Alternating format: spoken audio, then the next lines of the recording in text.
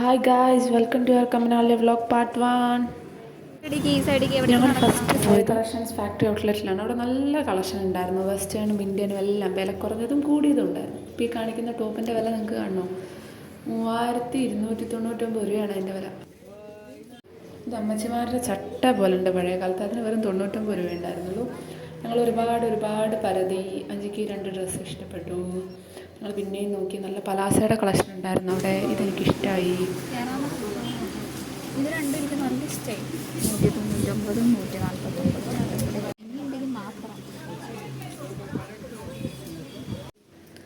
ഈ ടോപ്പ് എനിക്ക് ഭയങ്കര ഇഷ്ടമായി. ഈ ടോപ്പ് നല്ല അടിപൊളി ടോപ്പായിരുന്നു.